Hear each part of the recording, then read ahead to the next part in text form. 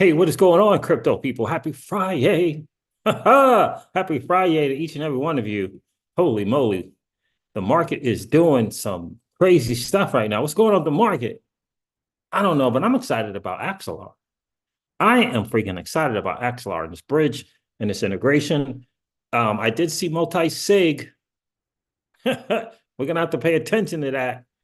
But the things they're looking to do, I think is pretty awesome for sure.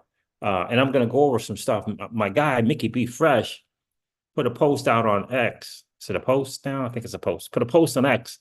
I'm going to go over that post. And then we're going to go to Ripple's open source, and they're talking about this integration.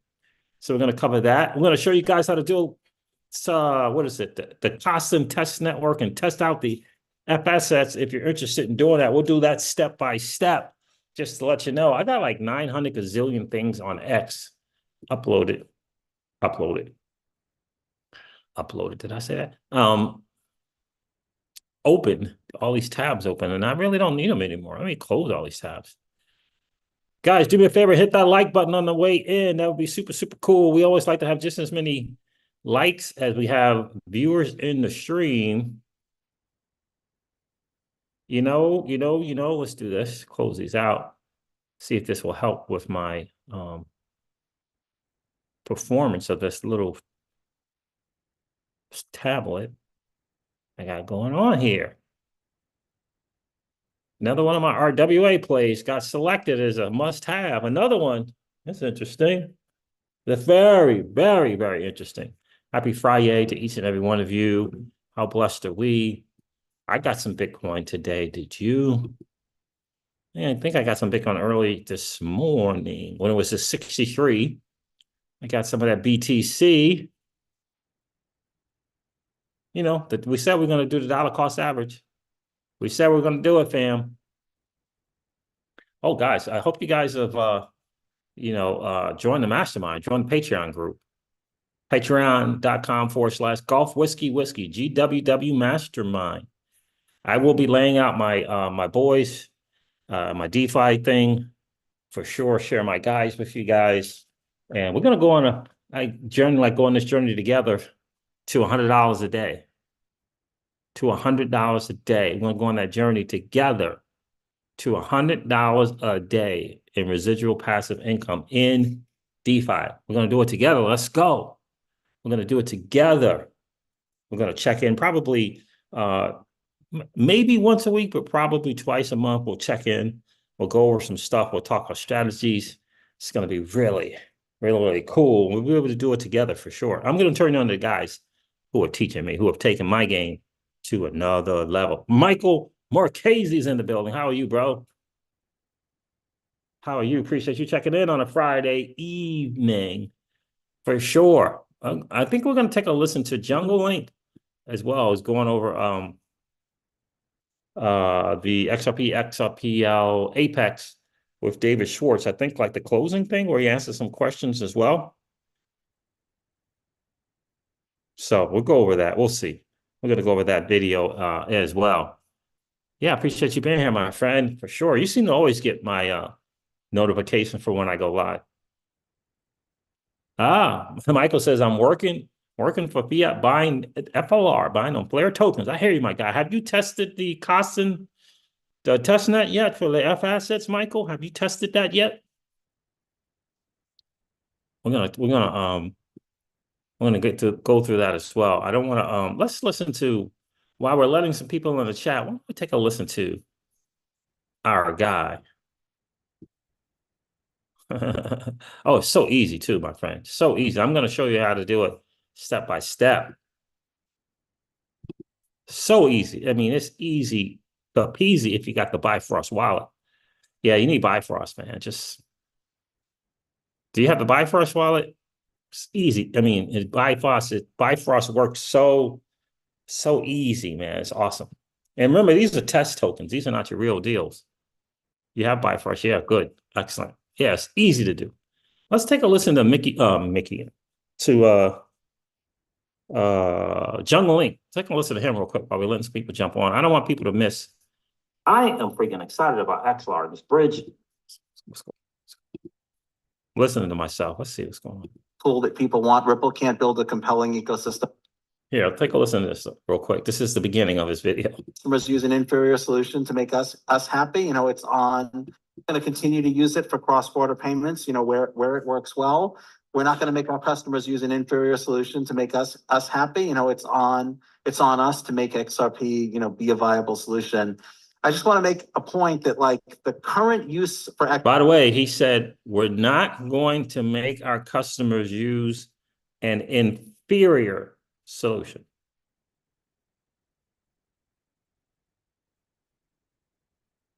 Listen. Going to continue to use it for cross-border payments, where it works well. We're not going to make our customers use an inferior solution to make us happy. It's on us to make XRP, be a viable solution. I just want to make a point that the current use for XRP is a tiny fraction of the things that people could be using it for. The market is so early and we can't, it's impossible for us to cannibalize ourselves. It's if an ecosystem is 1% of what it should be, trying to fight over that 1% is just that's not what's going to happen, right? We want to grow the pie. And I think there's lots of room for XRP to grow, and there's lots of room for a stable coin to grow and to be used, in different use cases. There are some use cases where volatility is absolutely fine. And of course, in some use cases like the A&M, where volatility is actually a plus. Mm-hmm. And there's the pivot. And there's the pivot. Jungle says, and there's the pivot. What's up, good people? Jungle Link here. Hope you're doing well. David Schwartz here to recap the XRP Ledger Apex event for us, go over some of the big Ripple announcements that rolled out, and also field some questions from the community. So two of the announcements are kind of funny. So we announced the name of the Ripple stablecoin as Ripple USD. Okay, to do certain things you need to do that you just cannot do on the main chain. We went over that a lot of times. I think that's going to be important. I think it's valuable. I'm excited they're building it out, but I hope their focus doesn't stop them. Awesome. I'd love to kind of dive in a little bit deeper into some of the you mentioned bridges, but some of the broader interoperability work that you guys have planned. Yeah, that is a huge challenge in the entire industry. Everybody's working on building better bridges and better connectivity. As I've said before, users can't have to worry about how the technology works. The path to mass adoption is when the technology just works and just solves the problem. Ripple can't build every tool that people want. Ripple can't build a compelling ecosystem all by ourselves. People have to be able to access the products and services that work best for them. Asset portability is the first step. That's not going to do the whole thing, but that's definitely a critical enabler. That solves real problems that people have today.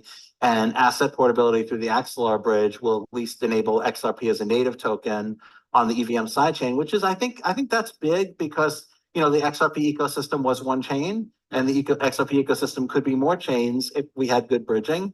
And so we'll have that for the EVM sidechain, but that's just a piece to the interoperability puzzle. And that's not something that Ripple's going to solve. Mm-hmm. That's something that, everybody in the industry is working on. And I just hope that gets better. Again, the path to mass adoption is when this solves my problem. You know what I mean? Most people who use the internet have no idea how it works and they don't have to. And that's always how you get mass adoption. I was an early. So I think the thing there is for sure is talking about Axelar and this bridge. We're going to go over some stuff from Axelar. Let me check in the chat real quick, say hello to some people or some other people checked in. And we're going to go over something that came out from Ripple. Live chat is good. Michael is here. I want to just kind of begin to share some stuff here. So let's do that. This came out. Mickey B. Fresh did a post. Let's see if I have it. I commented on the post. Yeah, I did. There it is. All right, let's do it. My guy, Mickey B. Fresh, is in the business of doing the research, finding those gems that we all need. We all need the gems. We all need them. So Mickey B. Fresh found this. This is interesting. I mean, it's just cool. I found something else and I wanted to share it. Mickey B. Fresh said here, love it. I like the choice of this as the first iteration of a lending protocol for the XRP ledger because it has an institutional side and a retail DeFi side to it. It brings institutions and enterprises on ledger, which is important, on ledger, right? which seems to be the underlying theme of RippleX Dev institutional DeFi roadmap. But I still think there's a need for a true DeFi money market lending and borrowing protocol. Maybe that will develop on the EVM sidechain first. And in the Ripple open source project docs, we're going to go with that, inside cross-chain dApps, it talks about bridges. It talks about bridge one's LP token from the main XRPL onto the EVM sidechain.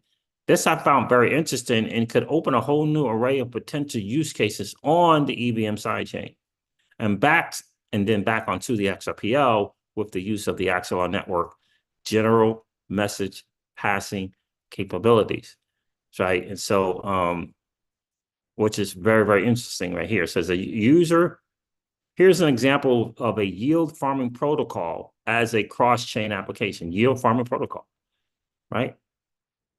Like, for example, it could be something like Aave. A user has an account on the XRPL mainnet. The user deposits into the AMM pool on the mainnet, and it receives an LP token. The user then sends the LP token over the Axelar network to the EVM sidechain and deposits into a Vault smart contract, right? Just put it into a Vault on the EVM sidechain. The Vault smart contract sends the wrapped token back. So this is really just LP2 is just the wrapped version of the initial token back through the Axelar bridge to the user to hold on the mainnet until they wish to withdraw from the vault. You see what I'm saying? What they're basically saying is you're going to be able to enter by way of the XRPL, go on to, by way of the bridge, go to the EVM sidechain, okay, and come back and sit on the XRPL even though your stuff was deposited on the vault on the EVM sidechain. And they're going to do it by way of this GMP. And what I said here is great find, brother. It makes perfect sense that the retail DeFi is built on the XRPL EVM sidechain. Much faster to build and more builders to build it. And I shared this quote here, which I think is really important. And an option slant derivatives protocol on the EVM sidechain accessed through an XRPL app. So something on the EVM sidechain, it could be, right, something that's there, something that's built, something that is on some EVM compatible chain already. That's how I see it. Option slant derivatives protocol on the EVM sidechain, access through an XRPL app. Very, very, very, very good. So, all right, so here it is right here. Let's go through this real quick. This is opensource.ripple.com/docs. XRPL cross-chain decentralized apps, FAQs. What is an XRPL cross-chain app? An XRPL cross-chain app has an XRPL native component and a smart contract component on the XRPL EVM sidechain. These two components are connected by a bridge using the Axelar network. Why should developers build cross-chain? For XRPL developers can now add an EVM smart contract functionality to their applications. And when I think about this here, I think about DexFi, for example, DexFi.pro, right? They can now add an EVM smart contract functionality to their applications, bridging more programmability and flexibility, which is going to be awesome. XRPL apps can access the EVM smart contract functionality using a cross-chain smart contract call. It's just a code or something you send out over the Axelar network. For EVM developers can now build application using some of the XRPL's native primitives. And this is hugely important. The EVM developers can now build apps using XRPL's native primitives, such as payments, the escrow, the decentralized DEX that offers the massive auto bridging and it's the auto bridging and God, I'm losing it, but like these massive native things to this DEX, the EVM builders are going to be able to access that.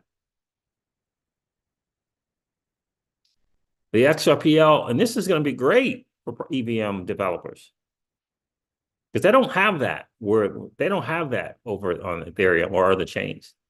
They don't have those native things on a DEX. And, you know, the user experience is the user experience. The best DEX is the best DEX. We just had to come up with something that can enable all those developers in the EVM chains. The XRPL also provides security for tokens and accounts on a tried and tested chain without risk to core components from smart contracts.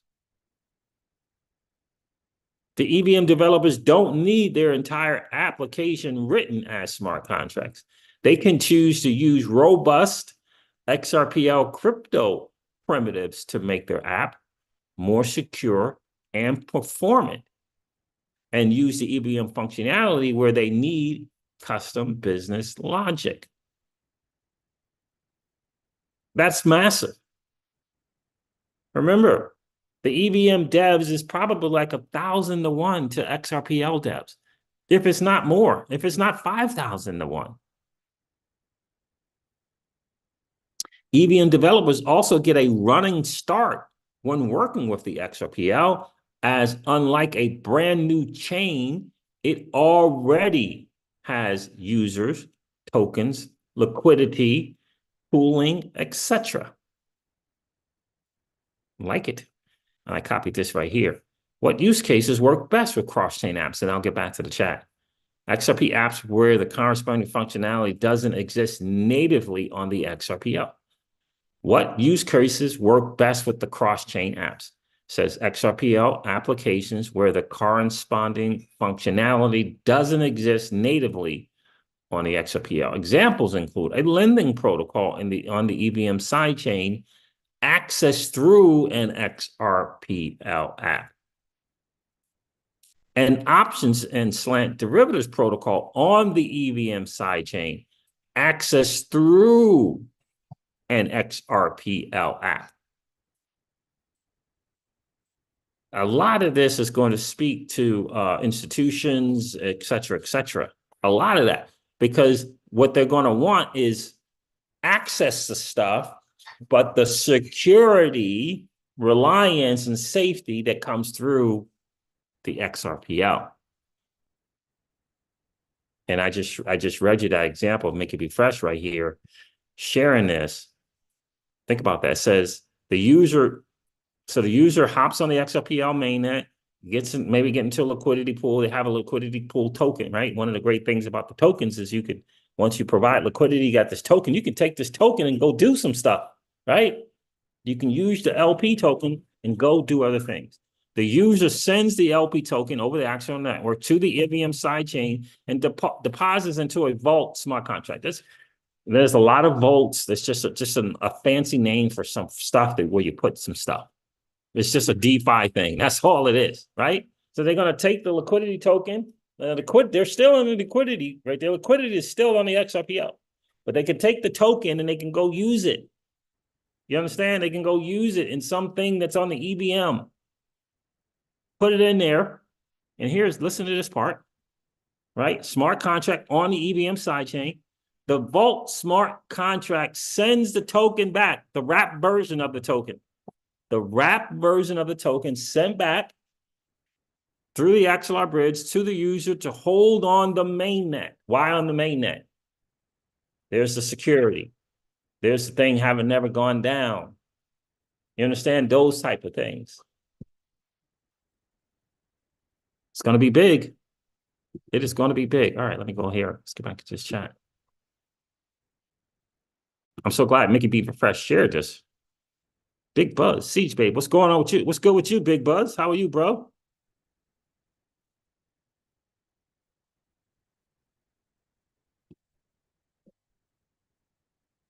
How are you? Disclosure Crypto, Gary Network. You want me to look up Gary? All right, let me look up Gary. I have not looked up Gary. Why are you so excited about this Gary Network? Let me see. Is that right?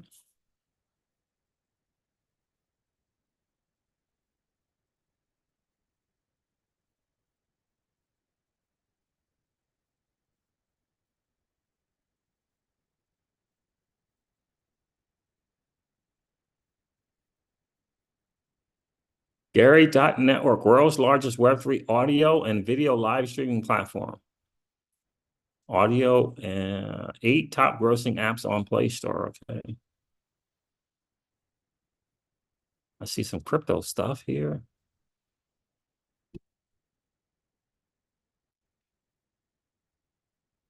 Galaxy, nice. Solana Capital, Shima.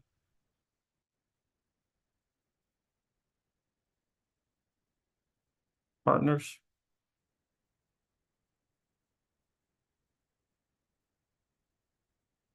Partners. Interesting that 10 cents a partner, huh? Solana, AWS. Interesting they say that's a partner. The team, Deepak, co-founders.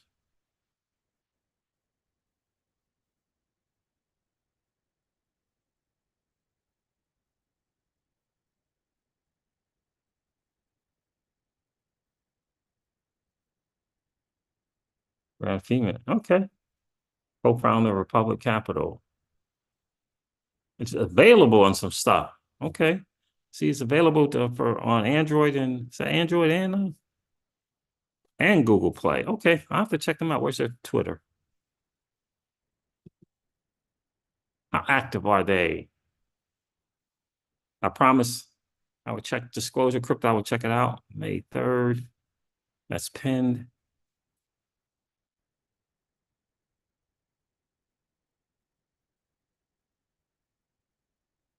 I got you. Okay.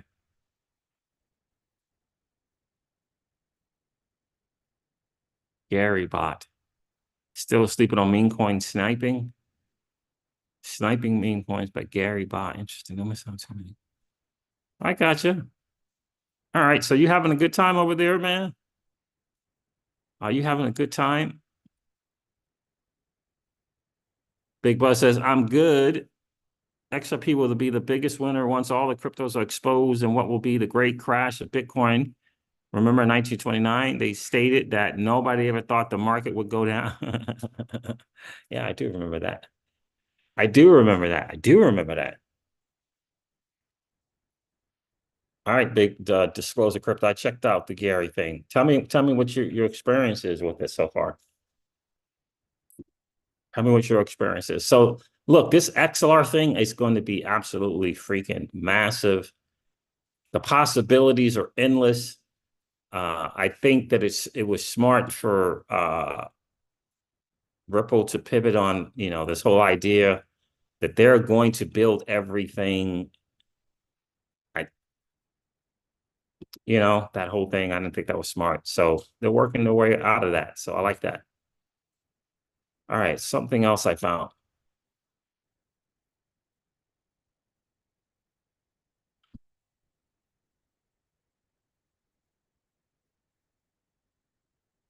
This is what I like here. What are the components of a cross-chain app? A cross-chain app as an XRPL component running on the XRPL, which is the native XRPL app, an EVM component running on the XRPL EVM sidechain, an EVM smart contract. The two components talk to each other using a cross-chain smart contract call using Axelar's GMP, which is it's message passing, general message passing. Here's an example of that's the one I read. I read that already. And I think that's really, really good. This is the one that Mickey B. Fresh highlighted here as an example. What is Axelar GMP? The XRPL sidechain smart contract must implement Axelar executable interface for Axelar GMP. The application initiates a cross-chain smart contract call using Axelar GMP. The app initiates a deposit payment transaction to the XRPL multi-sig account. So this is going to be important.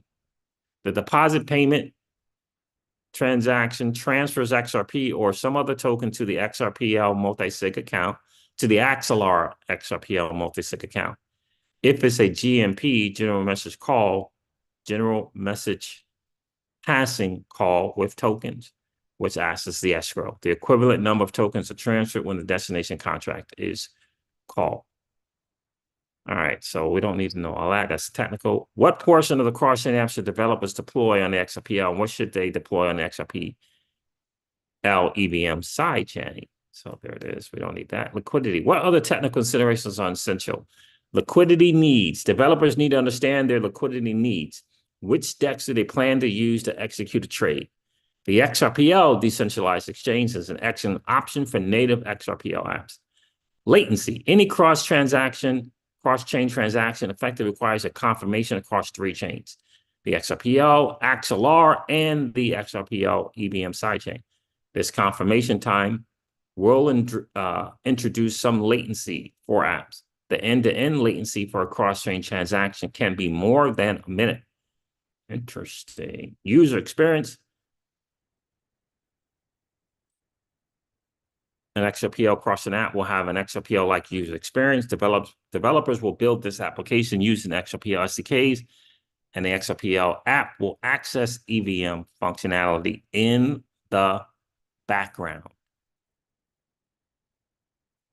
The EVM sidechain acts as a back-end computational layer. Developers should consider how they design the application's UX. So this is very, very good. Shout out to Mickey B. Fresh. We appreciate you, my guy. Appreciate you sharing that for sure. All right, let's get back to the chat.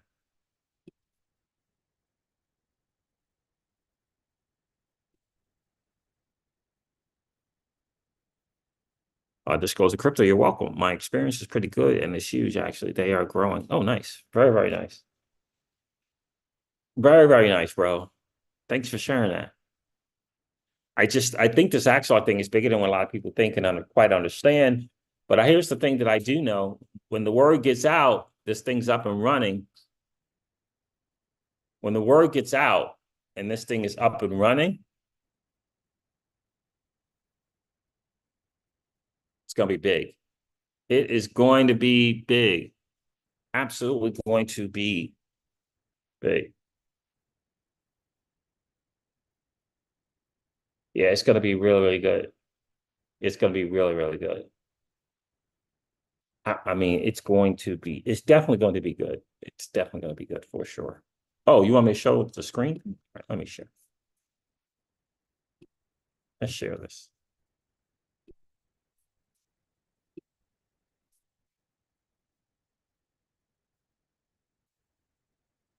Oh, wait a minute.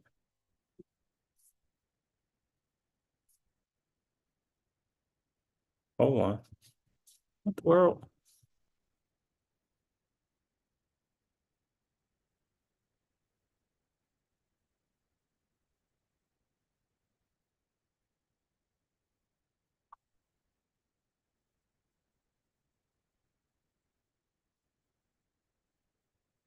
All right, this browser is not liking this site, bro. What's going on? What's going on here? Hold on.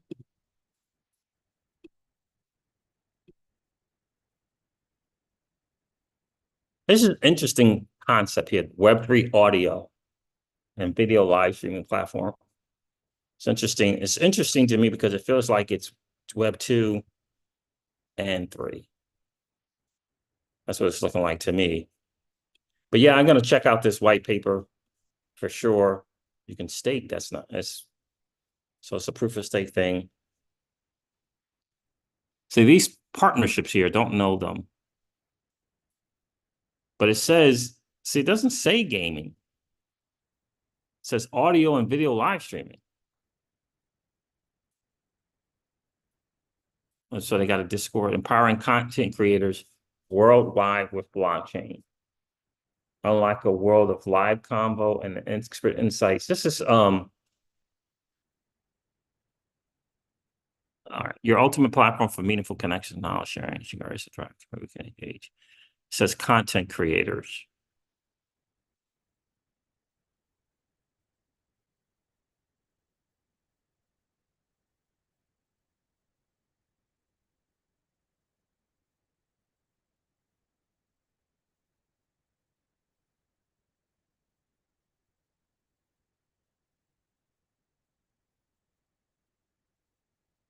Creators are incentivized to create better content.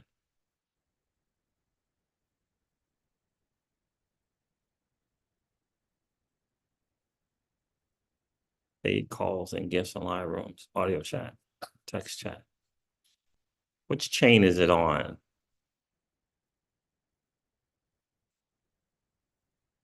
Let's see. I was going to share someone is promoting my other RWA play there. On IX swap.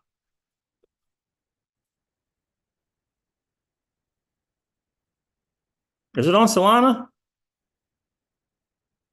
It's on Solana.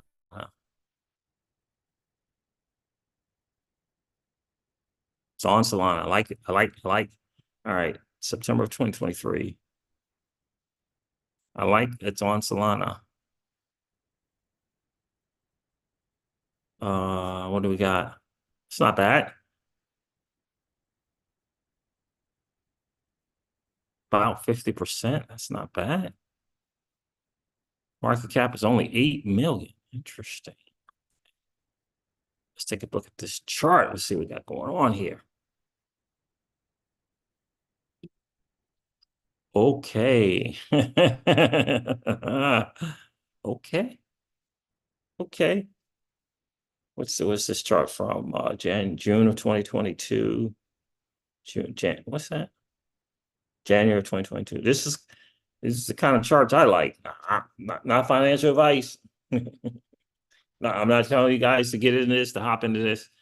I'm just saying this is kind of charts I like. All right, some 2022, been around, survived some stuff, right? When I see that their low was in 23, all-time high was in 22. This looks like January or so that it launched.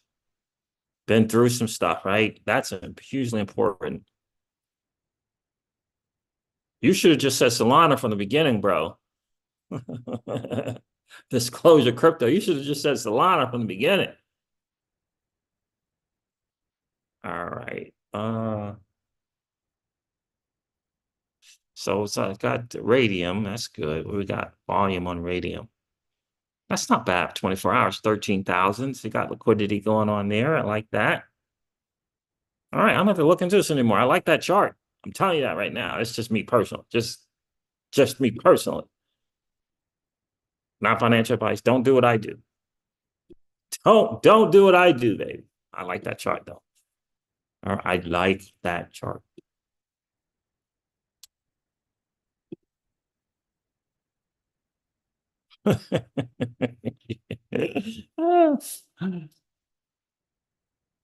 Yeah, I mean that happened to Solana itself, so that's no worries. Well, yeah, I like that chart. I'm interested from a content creator's perspective. We got to see what's good. We got to see what's good. Got to check out that community. I'm going to get on one of those, either Discord or Telegram. Probably Discord. Even though I don't like Discord, you get a little bit quicker responses on Discord. I do like the concept. I'd like it. We got to see what's going on. Look, Solana's not messing around.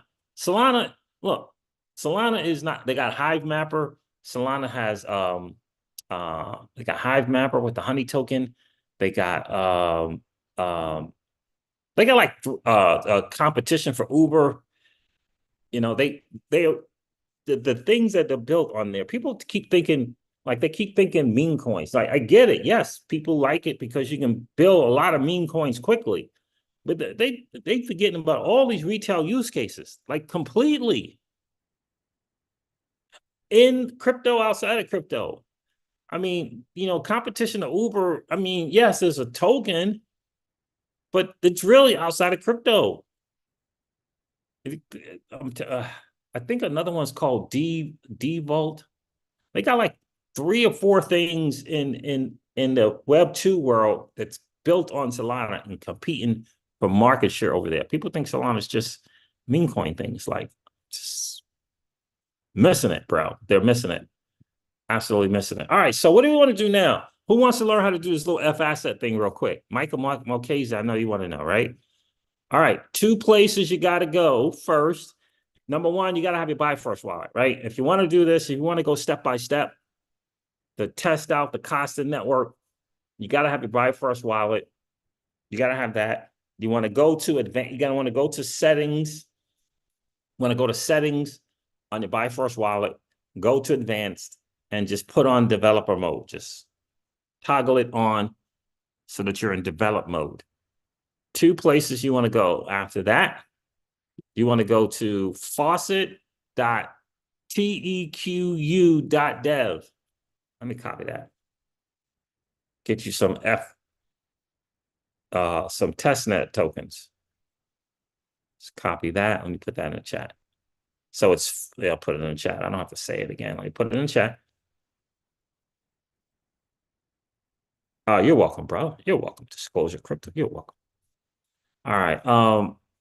Did I put that in? All right. There it is. Faucet.tequ.dev. Faucet.tequ. So tq.dev. There it is right there. The other place you want to go, this is really simple. I'll put this in the thing here. And hopefully I'll put it in a link in the description, but it's too much to just say on the air. I'll put it in the thing. It's Costin-Fasset-Mint-Demo.Flare.rocks, as in Flare rocks. Let me say that one more time. Costin-Fasset,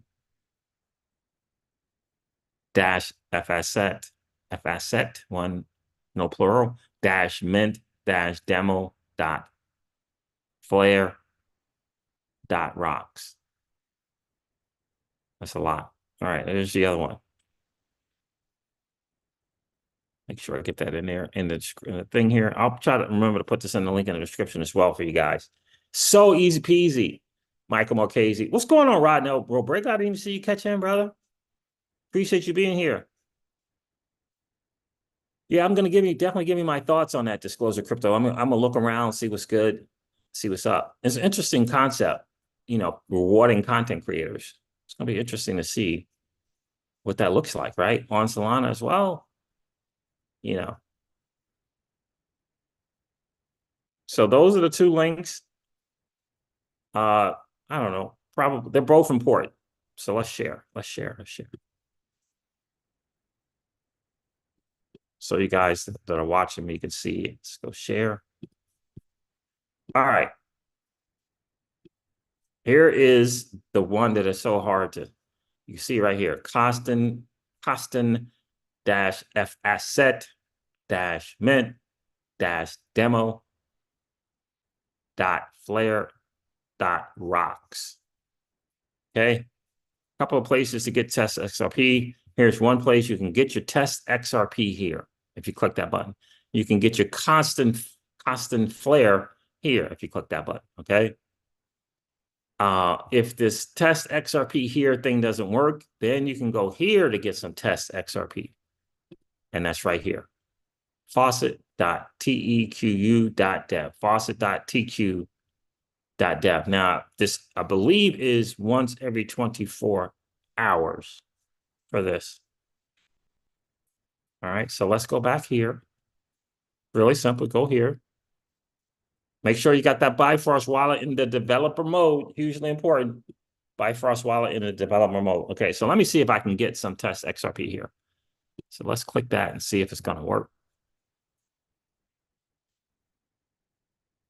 It wasn't working for me, 2-3 days ago. It wasn't working. So,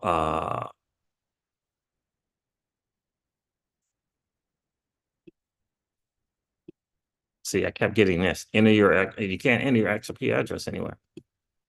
So I don't know. They said what is it called? BitHom said they had this fixed, but it's not. it's not working. Maybe it can work for someone else. So here's the other place you can get it. You go here. So you want it on testnet, and you want to put your XRP address here. This is where you get your XRP address right here. This is your XRP address. You copy that. You go over to this Ledger Faucet, XRP Ledger Faucet, and you paste it in there. I don't think it's going to work for me because I got some this morning, and I believe that it's every 24 hours. So let me refresh it and see. I try to do this twice a day, mint and redeem twice a day. So I'm going to paste that XRP, our XRPL address in there. Let's see if it works.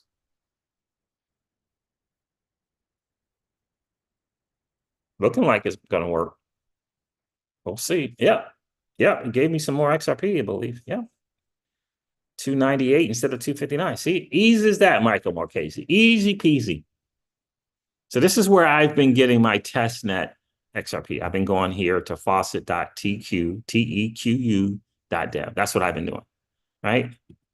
So, and you just refresh it. Oh, it did it. Oh, early today, in the last couple of days, I had to refresh for this to update. So that refreshed and updated pretty quick. So that's good to know. That is very, very, very, very good to know. And this is, look, this is all you do. Let me see here. Get your CFLR here. I'll try it. Let me try it. I don't get Costa and Flare. So let's help them out. Flare address. Where's my Flare address? Oh, Flare address right there. Copy the Flare address. Copy it there. Go here. Put it in here. You can request 100 CFLR for the constant per address in 20. Okay. So that's where the 24 hours was. Or is. Let's hit request. Sent 100 more CFLR. Perfect. Awesome. Look how fast that was, too. It's pretty cool. All right. Let's see. Send 100. Let's see. See if I have to refresh or not.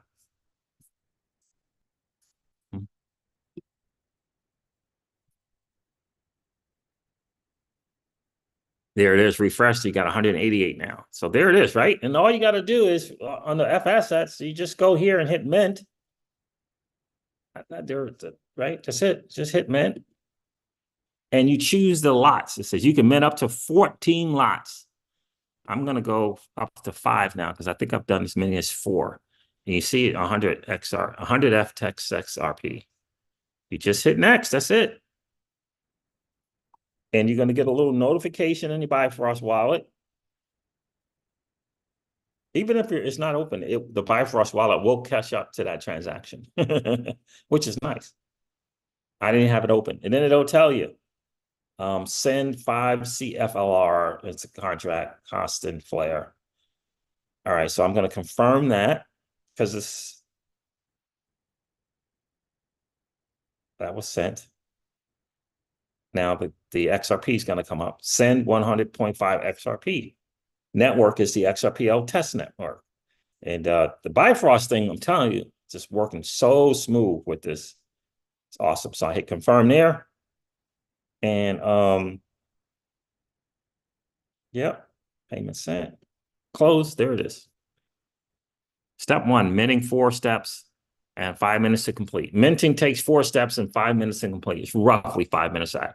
It's been generally faster than that, but that's it. It's as easy as that. And I'm going to show you what the redemption looks like. But in step 1, the system requests proof of payment of 100 XRP from the Flare data connector. More about the data connector if you want to read more about it. I think they used to call it state connector and changed it to data connector or something like that. So this is in step 2 already. Proof of payment request was successful.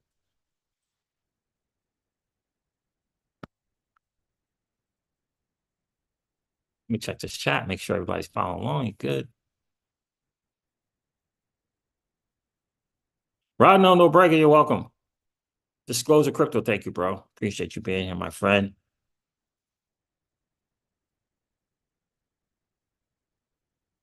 All right, let's go back here and see what it is. Still on step 2. So it's really, really is that simple. Contact Fu is in the building. What's good, my guy? Hey, Siege, loving being a part of DLT history and evolution. Yes, sir. Yes, sir, indeed. It's cool to see. And by the way, I'm excited about what's going to happen with Flare Networks without question. But I am excited about what's going to happen with the XRPL. And the Axelar network and that bridge, again, it is a multi-sig thing. There are challenges with that for sure. So hopefully the teams can work together between Pierces and Axelar and RippleX, and Evmos, all those people coming together. Hopefully they can, make that next level in terms of making that work, connect and whatever, and they can kind of come together and make some things work to the fullest potential. Well, networks Briggs ain't trying to deal with that multi-sig. Just saying. They got a whole nother kind of thing. They got a whole nother kind of thing. I don't know if it's better. Well, we haven't seen it. We don't, in concept, we haven't seen it. We'll see though. We're going to find out. We're going to find out. All right, let's go back here and see what's good. We're in step 3. Your payment has been confirmed, almost done. Right? And that's just minting, right? It says right here, mint test XRP, F asset test XRP or F XRP. I know they want to put test in there for a lot of reasons, but that's what that is, right? So we're on step 3. All right. That's right, bro. Contact Fu got it. Says, hey, Siege, we're playing a game that 99.99% don't even know is being played. He says, you ever hear that before? That's right. That's what it is. That's what it is, Bam. That's what it is. That's what it is. And we're winning, by the way. We're winning that game. I mean, what the world? Flare FLR tokens at 2 cents.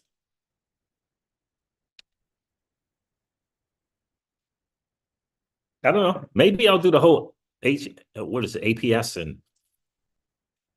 and the FLN. Contact Fu, are you in on those, man? Are you in on the Alpha Papa Sierra token and the Hotel Lima November tokens? Are you in on those? I think it's Apsis and Healy, right? Are you in on those? I'm not. I don't have any. I don't know enough about them. Are you in on those? Those are supposed to be scarcity on another level. It's supposed to be scarcity on another level.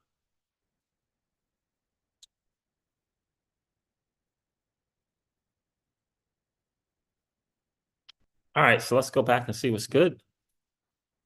Let's go share the screen.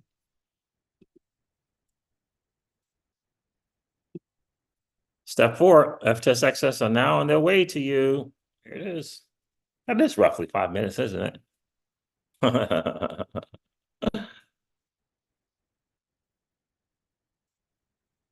And by the way, they're doing retroactive airdrops for people that are willing to take their time and their energy and resources to help test this thing out. It's just massively smart.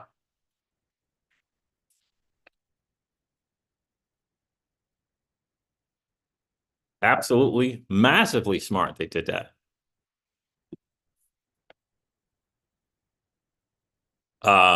APS and HLN. I think those, I don't know if those are Gnosis tokens. I don't know. If it's Songbird, and so this is what these are the tokens.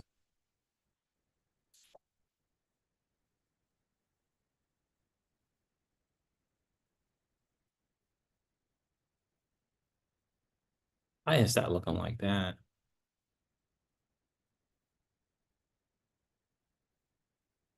All right. But that's how easy it is. There it is right there. Finish. You can now access your F assets in your wallet. You just hit return to home. There it is right there. There it is. There it is. There it is. Let me see something. Let me do this. I have 200 F test XRP.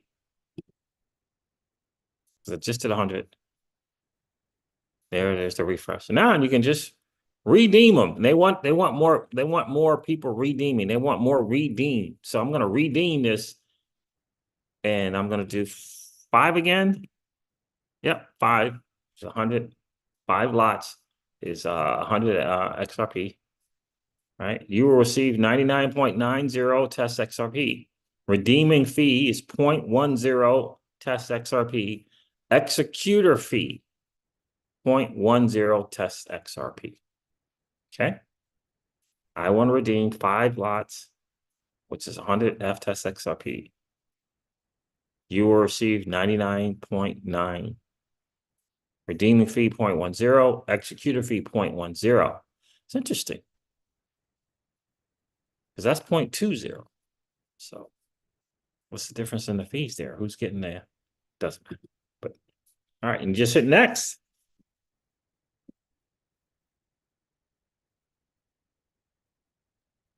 It was interesting because it seemed like the interview with Genfinity with Hugo Filion and King Solomon and Darren. I think Solomon's name is Ryan, isn't it? But anyway, like Hugo seemed like he was having a good time there, which is cool. He doesn't often look like he's having a good time when he does interviews, but he looked like he was enjoying himself there. So now we're going to redeem.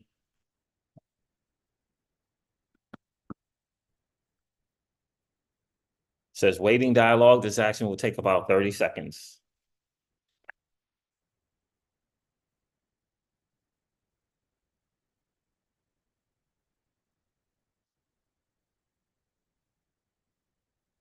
Small business doctors in the building. What's going on, my friend? FSS, ship everything, bro. Indeed, ship everything in 2024. Huh? Huh? Not 2025. Who was saying 2025? No, everything 2024 is the goal thing. Are you in on those HLN and APS tokens, small business doctors? Are you in on those? The redemption process is completed successfully. So now you can see return to home. The test XRP is no longer 200. It is now 100. And my test XRP is back up to 298. It's easy peasy. It's as easy as that. That's how fast it is. And I recommend 1 to 2 times a day, if not more, for sure.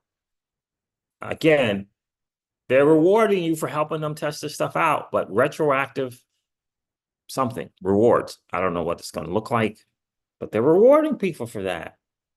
I think that's pretty good. I think it's pretty good. And if you want to disconnect, you just hit right here and you just disconnect. Oh, I should show you how to connect too. Let me show you how to connect. You see how it says connect wallet and it says connect Bifrost wallet here. I should have showed you guys that. I apologize. And you can just connect here with the wallet connect. You click on that. If you got your Bifrost wallet, a little scan comes up. And all you got to do is scan it with your Bifrost wallet. That's all you got to do. You hit the middle arrow thing there and you hit connect here. You scan it. And it'll tell you what you're connecting to. Connect to this site, ? Constant Fasset mint demo.flare rock. Flare rocks. All right, it says Songbird Constant XRPL testnet, which is just awesome that they got that. Because, we'll be doing that. Just love the way they got this. So it's pretty cool. And you hit connect and you connect. That's it on your app. That's all you got to do, but I'm not going to connect. So there it is. Easy freaking peasy, man. Easy peasy. Ah, nice. Man, oh man, you're yes indeed.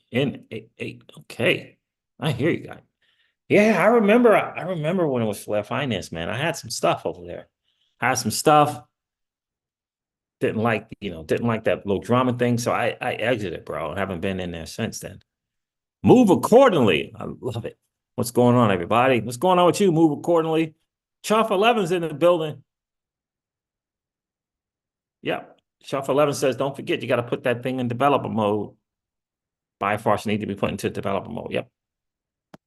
That is correct. And it's easy to do. You only Bifrost wallet. You just go to the settings icon on the bottom right and then find advanced. And then you'll be able to find developer mode. You just toggle it on, a little tap, and that's good. Yeah, that's on the Gnosis. Yeah, I don't have any. And small business doctors making me look bad right now. Making me look bad. I don't have any. Don't have any, baby. Yes, indeed. So I'm excited about it. Let's see what my guy Mickey B. Fresh got going on. Oh man, you got a bunch of that. Per month? Move accordingly. Per month? Just got my DeFi wallet, moved my bags. I hear you. Move accordingly. DeFi wallet. I hear you. I hear you. Let's listen to a little bit of Mickey B. Fresh, see what he's got. He's going on. I always like to listen to him. He's doing some stuff here with monthly. The world. Are they listed on CoinGecko, those tokens? Small business doctor. All right, let's take a listen. Let's take a listen to Mickey B. Fresh. To Jungle Inc. I keep saying Mickey B. Fresh. I don't know why.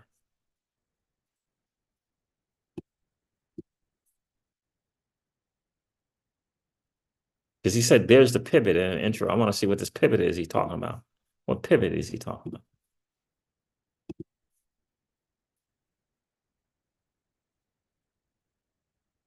Early internet adopter.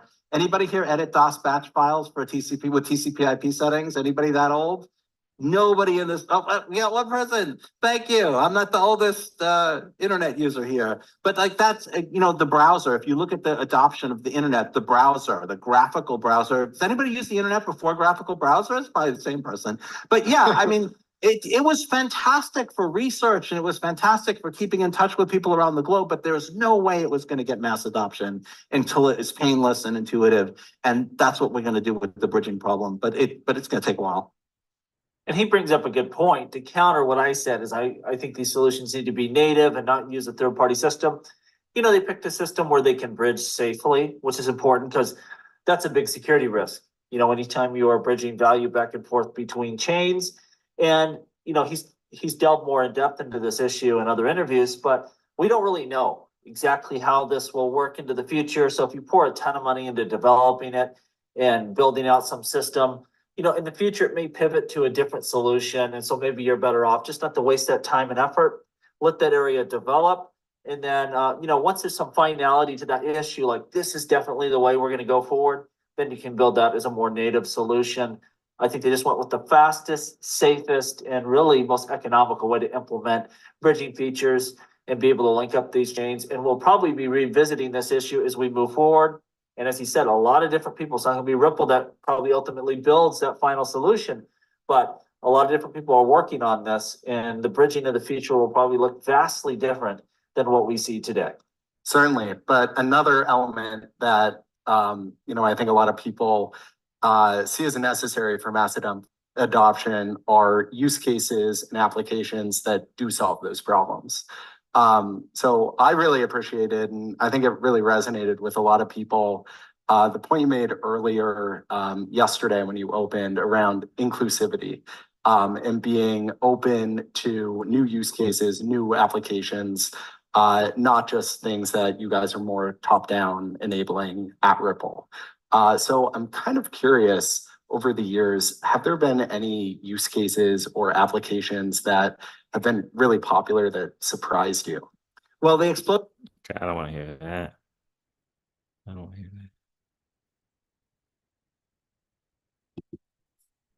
that. If just when we would start to turn the tides and really, see mass adoption and this technology go mainstream. And that's what you're seeing in a big way. And David's absolutely correct. But our first question is around, really what's going to be driving value to XRP, particularly kind of around reasons that David said. For Elizabeth Warren, This is a big deal to be anti-crypto. But your regular person either they want them to attack this industry, but that doesn't align with the voters. And so as we are working through this election so quickly, so fast.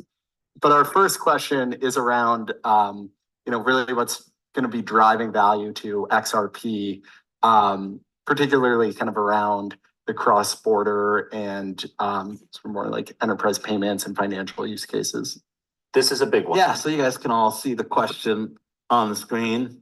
I think the big thing that's gonna keep XRP like in its central role is its privilege placed on the XRP ledger. XRP is the only token that you can pay transaction fees in. It's the only token that every account can receive. The payment engine during pathfinding always looks for XRP liquidity first, and XRP is auto-bridged through the order book. So XRP liquidity is sort of preferentially taken over to other types of liquidity just from order crossing. So XRP is always going to have a special place as a sort of liquidity tool on the XRP ledger. In the payment space, I think XRP, because of high speed, low cost, and the sort of lack of things like MEV and block producers who are trying to tax transactions, it's going to remain a good intermediary currency for international payments. Ripple's going to continue to use it for cross-border payments, where it works well. We're not going to make our customers use an inferior solution to make us happy. It's on us to make XRP, be a viable solution. But again, the big thing I think one of the things probably motivating this is the launch of the stablecoin with the idea that like one will cannibalize the other. I just want to make a point that like the current use for XRP is a tiny fraction of the things that people could be using it for.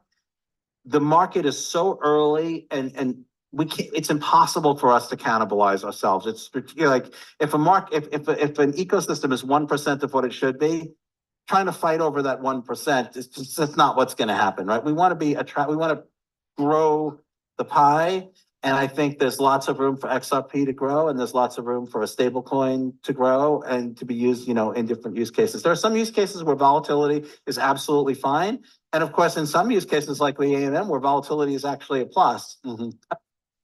And there's the pivot. And first and foremost, it's okay. I've been actually harping on this point for a long time. You have XRP, 3 seconds of volatility versus a stable coin that's 3 seconds of counterparty risk, which is really better. When you're using XRP for payments, you have double the currency exchanges. You got to take US dollars, trade into XRP, send your payment, and then go XRP to peso.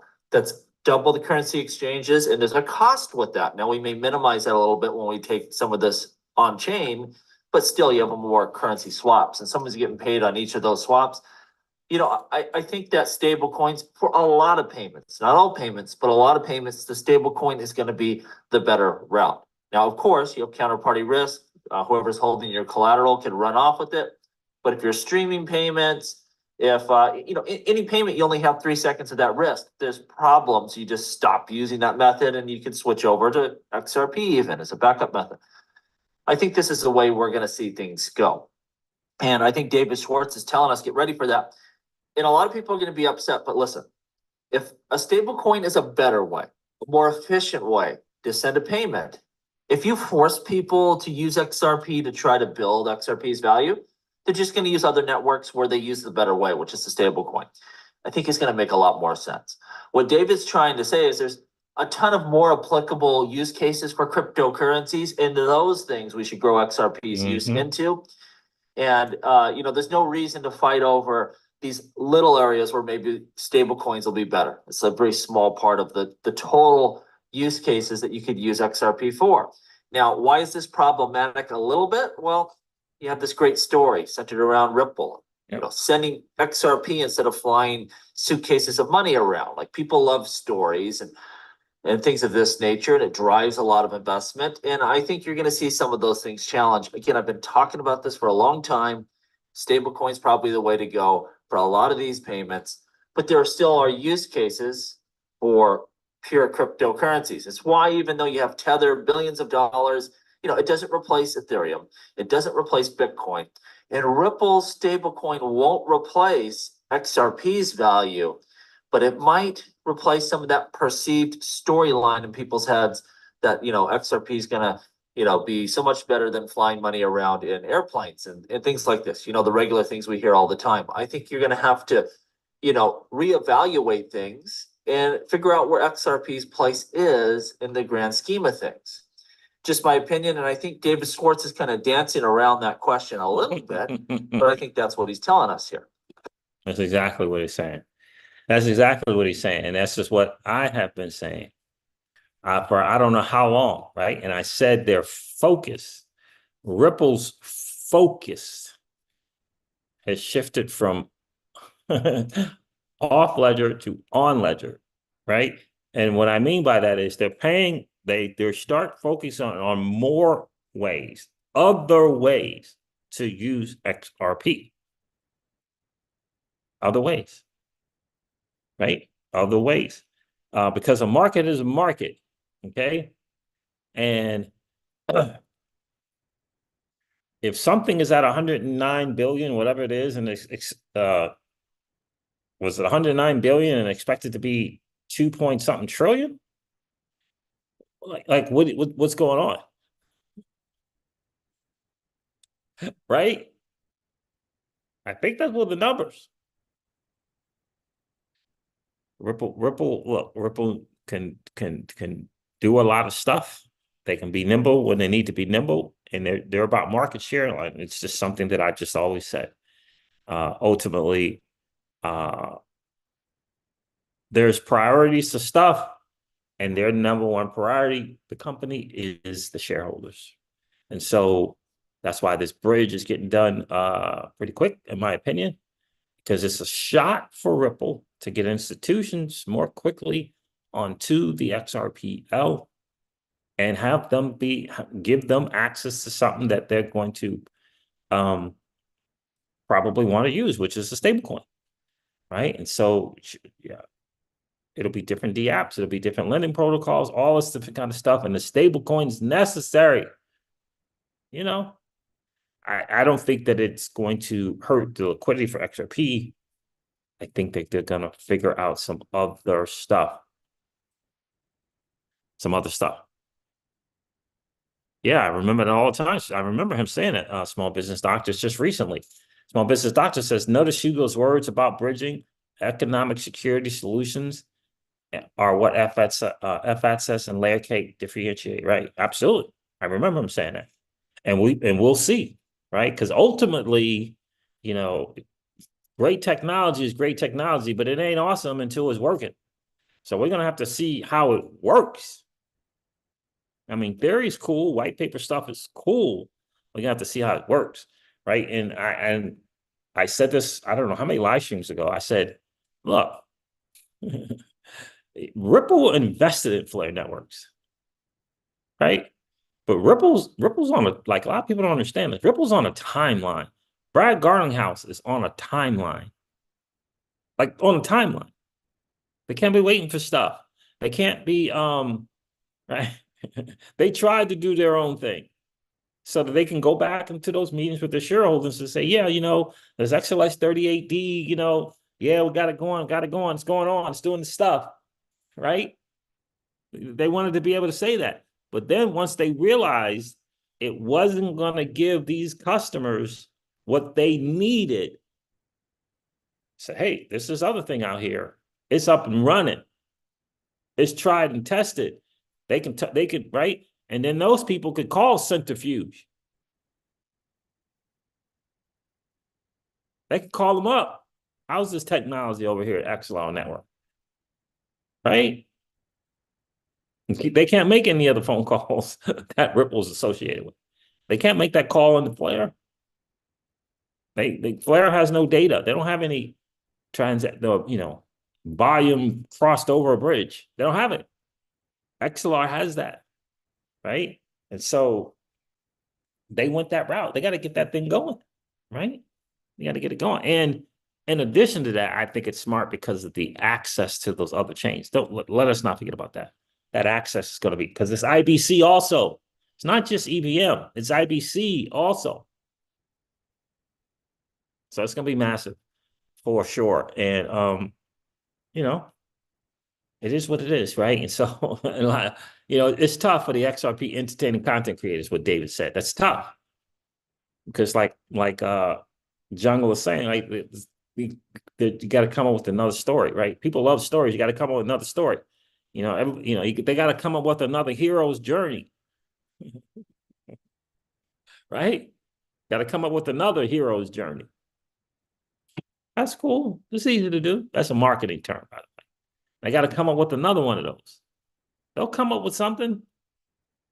I personally believe, this is just me, if Ripple could figure out how to streamline or stream payments and payroll, if they could figure that out, I think it would be game changing for them. If they could figure out how to pay someone after a day's work, I think it would be awesome. I think the option to give an employee that, the employee doesn't have to take it. I had some people in the comments say, "Oh, that's never going to work. People are going to be broke by the time the 2 weeks is over." You're going to pay me at the end of the day. People are going to be broke by the time the work week's over. So, but have that option. They'll be able to have an option on how to get paid. You don't think that'll work good for employers? What about an interview? You can get paid, you come and hook up with us, you can get paid. We pay you every day. You pay us every day. Yeah, we pay you every day. At the end of the day, you can get paid. You telling me that's not valuable? That's big time valuable, right? I think Ripple could do that. I think they could do that. And they getting that payroll space, right? The reason why Solana, in my opinion, is successful the way it is because they're focusing on, they're focusing on those people out there in the world doing their little 9-to-5 thing. They focus on retail. That's why they call it the retail chain. Because they look to retail.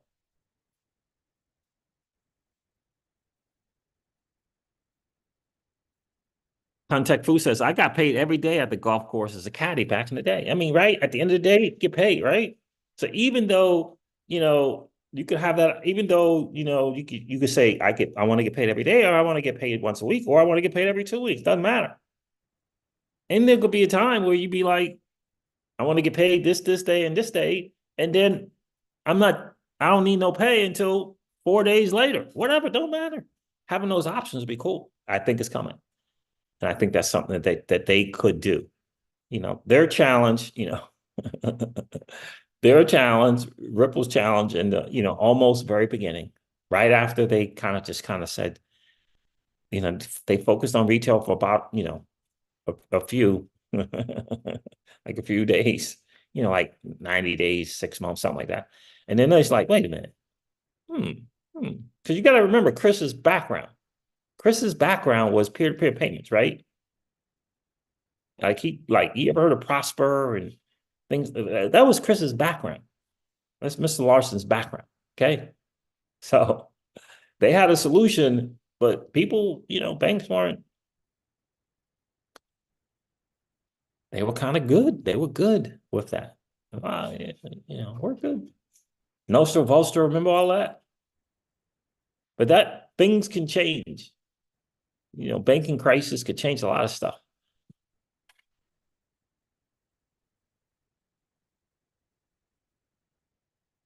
Moving quarterly, say, yeah, that will change the game. I agree 100%. Small business stocks is the beautiful thing about economic security here. Hugo talks about is how we will be providing that with our collateral and gaining more yield at the same time. Beautiful and magnificent, right? And what Hugo and the team has done is they figured out a way to take a page from the Bitcoin thing, right? They took a page from the Bitcoin model, right? The Bitcoin model incentivizes everybody, the miners, the users. It's incentivized. It's like a model. it's awesome. And then in addition to it, when more and more people come on to get incentivized, like a lot of people think that the incentive, all the incentives is just to the miners. That's not true. It's not true. Why is it not true? Because year over year, it has the highest return year over year. It has the greatest network adoption. It has the highest return net year over year. Right? And especially in its first inception years. Now, Solana came up and did some stuff, and Ethereum came up and done some stuff, right? But when you factor in all the things like how that inflation it's just coming and coming and coming and coming down, right? It's not just this store of value thing. It's uh, everything that's done on it makes it better. The more people hopping on it makes it better. Right? I'm gonna share a little bit from a video I'm gonna do about Bitcoin. I'm just gonna share a little bit with you. I find it fascinating personally. Personally, I find this fascinating. It's very, very interesting. I'm gonna pick a couple of guys. One guy's name is Gary Cardone. Gary Cardone. I don't know if you heard of him, I'm not sure. He's twin brother, Grant Cardone. Dude is in, net worth. I think it's 100 or 200. It's high up there. And then there's this other guy named Robert Kiyosaki. Everybody's heard of Robert Kiyosaki, right? Rich Dad, Poor Dad, Cash Flow Quadrant, right? Cash Flow board game, right? Made his massive, massive wealth in gold, real estate initially, gold, and then oil, big time in oil. With now he's got the mines and the oil rigs and all that stuff, right? I find it fascinating. And as my journey through crypto, I found it to be very, very fascinating. 2016, when I got in, it was, the mantra was, we're in these altcoins. You know why we're in these altcoins, right? Why? No. Why are we in the altcoins? We're in the altcoins so that we can get more Bitcoin. Oh, okay. That's why we're in. Yeah, we're in these things over here so that we can get more Bitcoin. Yeah, that's what it was back then. And then 2017, 2018 happened. And that massive run on the altcoins took everybody, and everybody was like, what mantra? What are you talking about? What mantra? What mantra are you talking about? Right? And then the cycle started hitting people. Then the real started happening. The 3 year, 3.5 year, 3 years, 9 month bear markets. The flow and ebb and flow of the digital asset space showed itself. Everybody thought it was about the halving, and it's not about the halving. It's just a regular cycle for the coins. It just happens to be lined up that way, right? Just happens to be that way. And so I find it interesting as we're just kind of coming along, and I'm paying attention to the people that are outside the space that are coming in. Like, I'm paying attention to people who had established 9-figure net worths outside of crypto that came into crypto. And I'm just watching them. And I'm just Dan Tapiro, Raul, I don't know if Raul Paul had a 9-figure thing. But anyway, Dan Tapiro, Raul Paul, Gary Cardone, and Robert Kiyosaki. And I'm just listening. Michael Saylor, whatever. I mean, I get it. But I don't want to put him in this thing here because he just goes, I don't know. Right? And I'm listening to it. I'm watching, I'm listening. And they keep saying Bitcoin. They keep saying Bitcoin. I'm like, hold on a second. Did you just not see XRP go up 67,000%? 57,000%? And I just, right? Whatever crazy numbers. I'm like, what's going on? Why do they keep saying that? So I reread. First I finished The Promise of Tomorrow. And then I reread Saifuddin Ahmed's book. And then it made sense to me. I read it again, and then it all made sense to me. It all made sense to me. But the missing piece for me was they were at something already. Robert Kiyosaki was the 8-figure, 9-figure net worth person already. Gary Cardone was the 8-figure, 9-figure person already, right? And you understand? And that's what, and Raul Paul, whatever, I don't know where he was, right? And that made me think the mantra, the 2016, 2017 thing. And I find it interesting. And here's the other thing, here's my main point. If I got the 8 and 9-figure guys saying Bitcoin, and I got the YouTubers saying altcoins. So, and I mean no disrespect. So if I got the multi-millionaires saying Bitcoin, and I got the thousandaires saying altcoins,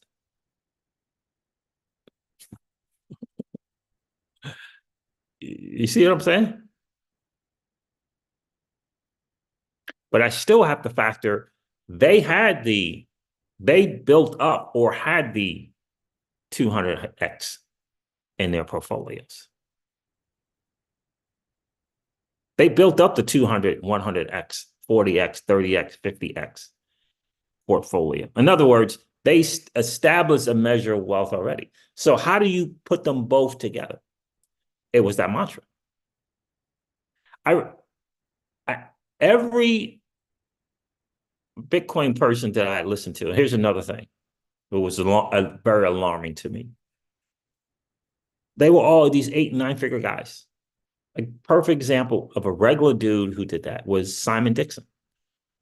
Just a small entrepreneur trying to make his way doing the entrepreneur thing after having been in finance. And it's like, okay, another one, right? So just another one. And then once I realized and discovered what the net return for Bitcoin was, and it's probably going to be this way for another 10 years, and it's probably going to go down. And I don't know if it's at 150% now or 100%. It's somewhere around there. So it's a simple, real simple strategy. And I'm going to do a Bitcoin video here in the future. But it's a real simple strategy. It's the mantra. It was always the mantra. It was leveraging the alt to establish wealth and maintaining and securing that wealth with Bitcoin.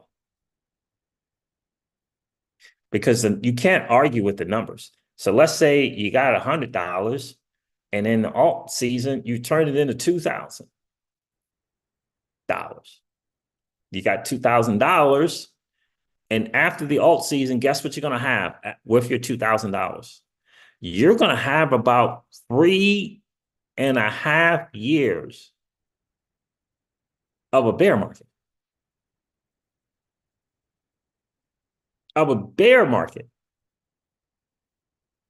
And it's going to feel like the alts are just going up a deal and they're just correcting a little bit, but they'll go back up and you're going to get some sideways movement and all that stuff. And you're going to think, oh yeah, it's going to go back up. Right? And it churns. Think about that. 3.5 years. Have we not lived through those? But in those years, guess what Bitcoin doing in those 3 years? 100, 150%. 100 to 150%. Do you understand what I'm saying? And that includes the 70 to 75% pullback. It includes that. So I was just like, okay, this is it. Started dollar cost averaging, what, 3 months ago? 3 months ago? Just kind of realizing that. Understanding that we know the pattern now. Do we not? When is the alt season going to happen, if it's going to happen? And when did the last one start?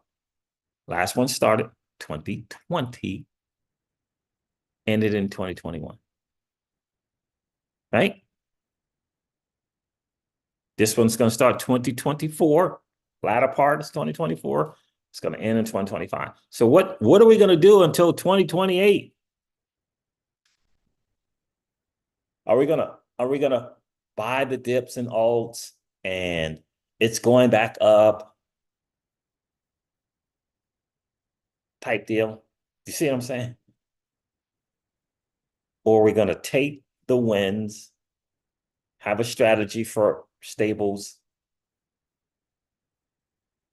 Everybody's got to figure out their own exit strategy. Are you gonna do blockchain backers? These 65% exits. Are you gonna do 75%? Are you gonna do 50%? What's your exit? I don't know. Everybody's just going to be different. But the key is definitely the exit, because we all know there was a bunch of people rode up 2017, XRP 2018, wrote it down, and it was over.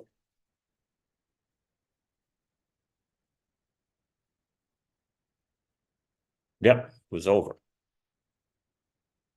Now, 2020, we got fortunate with other stuff, right? We got fortunate with our gold, fortunate with Matic, right? And unfortunately, we missed the thing with XRP. But this one, we won't. This one, people won't miss it. The key is recognizing that it's going to be coming to an end and what you're going to do with your winnings. That is really the key. And for us, we signed a little contract ahead of time. This amount, this is what we're doing. It's off. It's off. It's up out of there. It's in stables. It's going to be in DeFi positions, earning, stuff every single day, working on $100 a day goal and passive income. You have a strategy. So I don't know. Will we exit? Let's say if Ondu, let's say when Ondu does this thing. Let's say when it does this thing. Are we going to exit 50% of Ondu and just let the rest be Ondu for 3.5 years?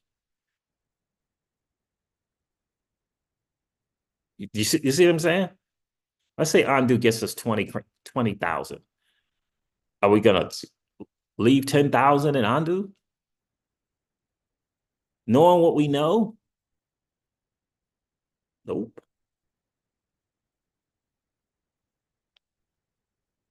Knowing what we know, why would we?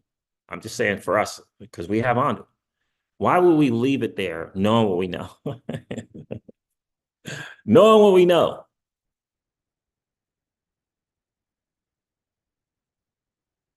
Right? Probably out of 20 grand, you probably take 18 of that, 15, 18, 19.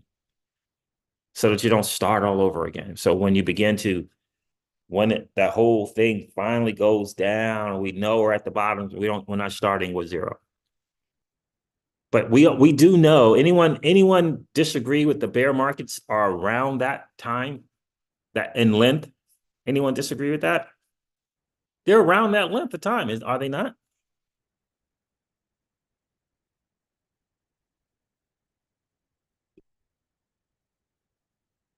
And I mean, it's fun, and we get on YouTube and we get on Twitter and we're engaged and we hear about projects, but really the market is churning for that time. There's no like hidden stuff anymore. It's played out. And we'll also have discovered that the bull runs are affected by outside forces. There's a few factors that have to take place. And a lot of it is about quantitative easing. There needs to be some kind of QE, some kind of liquidity coming in. We don't know when that's going to happen. Right? Like we don't know. So we got to take the run when it comes, for sure. And maybe it's always the election thing where some people feel like they got to do some stuff for the election. But the bottom line is, what are people doing with that helicopter money? You remember the helicopter money day? Was crypto booming or not during the helicopter money days? It was, right? Because people had money, they had extra money, and they were in here being risk on.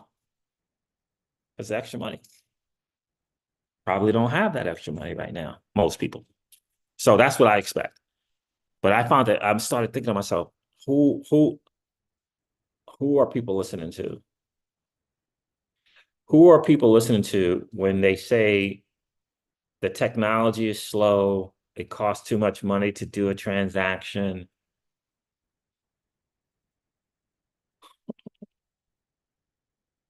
But I'm think the other people never say that. The 8-figure net worths and the 9-figure net worth people never say that. I just, they're not coming in to lose money. Why don't they say that? It's interesting to me. Because they know that 150% year over year they're not getting that anywhere else. Not getting that they're not getting that in any of those high net worth products that they get into. They're not getting that. It's interesting to me that Robert Kiyosaki says that Bitcoin, gold, and silver. That is fascinating to me that he says that. Bitcoin, gold, and silver. Fascinating to me that he says that. Chamath, the Facebook dude, right? Just right. If it's one thing to make money and another to keep it, why do the people who figured that out how to keep it? Why do they say Bitcoin?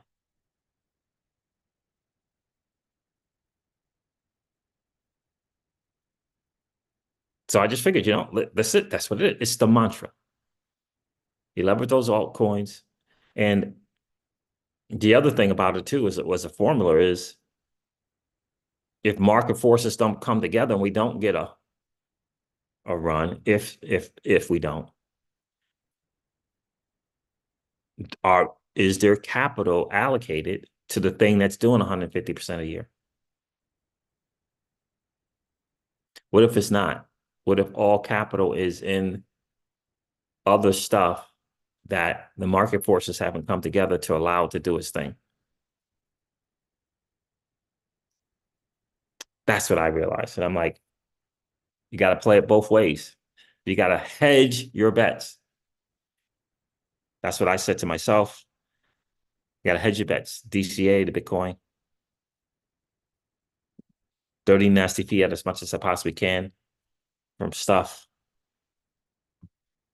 But the DCAing is going to give me, I don't know if it's 150% still. I think it is. And then I think in 2032, it's going to go to 40% year over year. Yeah, I think that's what it is. Correct me in the chat if you know, but I think that's what it is. All right, fam. Thank you so much for hanging out. I hope you guys are still here hanging out. I don't see any comments in the chat, but I hope you're here. I've been rambling long enough. But I just want to share my thoughts. I can't wait to do this video because I do think on Bitcoin, because I do think that, for us, it's time to get back into that thing. Got the numbers are the numbers. And I think people are getting it twisted in a way. And with the alt. And what I mean by that is the strategy is not together. It's back to the old days where the old YouTubers used to say, you know why we get these altcoins, right? So when we get these gains, we just get more Bitcoin. I'll never forget it when the dude said that. Like, I didn't understand what he meant, but I'll never forget it. Never forget it. And this is one of the dudes was this just young dude, living in these penthouse places in Miami. I was like, what the? This young dude. I'm like, I'm messing around with multi 6 figures. Like, that's nothing. right? I remember thinking that, him saying that. Never forget it. All right, fam. Thank you so much for hanging out. I appreciate each and every one of you. I'm going to end this live stream like I do all my live streams and remind you guys of this. Old money doesn't want you to win. But that's okay, though, because you and I, we're already winning. And I would ask you to consider this, perhaps ponder the idea or notion of living your life permissionless. I'll talk to you guys soon. See ya. Bye.